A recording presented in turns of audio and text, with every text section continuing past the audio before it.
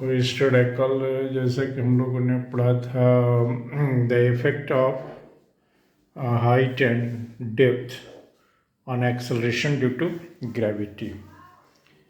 जी का वेरिएशन, अब देखते हैं जी का variation due to rotation of earth.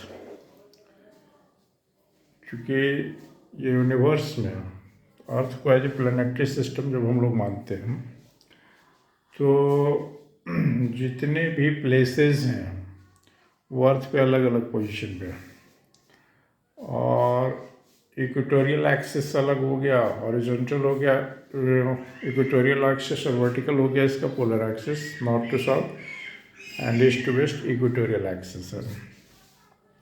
Now some places are at equator and some at pole and some at everywhere different positions पे है। जैसे हम पटना की बात करें तो कहीं और है, गया की बात करें और है, कोटा की बात करें कहीं और है, दिल्ली की बात करें कहीं और है, ठीक है, इंग्लैंड की बात करें कहीं और है, अमेरिका की बात करें कहीं और है। तो डिफरेंट पोजीशंस डिफरेंट प्लेसेस पे हैं। तो अर्थ रोटेट कर रही है, और अर्थ का जो रोटेशन हो रहा है तो सम प्लेसेस इक्वेटर से सम एंगल का फॉर्मेशन कर रहा है, डेट इज़ कॉल्ड लैटिट्यूड। तो मान लो कोई प्लेस, मतलब एक मास सपोज किया अर्थ के सरफेस पे, जो इक्वेटोरियल एक्सिस से लैम्डा एंगल बना रहा है, लैम्डा लैटिट्यूड पे है। तो ये मास जो यहाँ पे है वो एक अलग रेडियस में घूम रहा है, टोटल रेडियस ऑफ अर्थ में नहीं घूम रहा है, ये कुछ अलग रेडियस में घूम रहा है। तो इस पर जो फोर्स एक्ट कर रहा है, एक तो सेंटर की तरफ ग्रेविटेशनल पुल है mg, और दूसरा जिस रेडियस में ये रिवॉल्व कर रहा है तो उस रेडियल लाइन के आउटवर्ड एक फोर्स एक्ट करेगा जो कंसिडर करेंगे। क्योंकि अब इसको हम घूमता हुआ मतलब नॉन इनर्शियल फ्रेम मान रहे हैं, तो यहाँ पे एक सेंट्रीफ्यूगल फोर्स का कंसेप्ट आएगा, pseudo action M R omega square. ये आर डिफरेंट है रेडियस ऑफ अर्थ से। तो अब नेट वेट जो है यहाँ पे चेंज करेगा, रिजल्टेंट वेट जो है resultant of actual wait and ये सेंट्रीफ्यूगल फोर्स।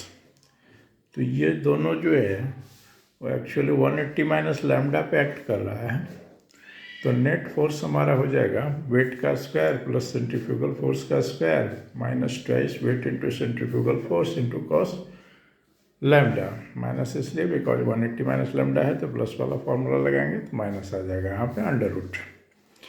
और फाइनल कंक्लूजन पे जब हम लोग आएंगे यहाँ पे, तो जी का इफेक्टिव वैल्यू हमको मिलेगा g minus R omega square cos का लैम्डा। जब इक्वेटर पे कोई प्लेस होगा या कोई बॉडी होगा तो वहाँ पे लैम्डा का वैल्यू 0 होगा। लैम्डा का वैल्यू जब 0 होगा तो जी डैश इक्वल टू होगा जी माइनस आर ओमेगा स्क्वायर, जो मिनिमम वैल्यू है। जी का सबसे मिनिमम वैल्यू हमारा होता है इक्वेटर पे, और सबसे ज़्यादा वैल्यू जो होता है ना जी का, वो पोल पे हो गया। लैम्डा 90 डिग्री होगा तो जी इफेक्टिव हमारा जी के बराबर हो जाएगा, तो वो पोल पे हो गया हमारा। तो पोल पे मैक्सिमम वैल्यू होता है जी के बराबर, और मिनिमम वैल्यू होता है इक्वेटर पे जी माइनस आर ओमेगा स्क्वायर के बराबर। ठीक है।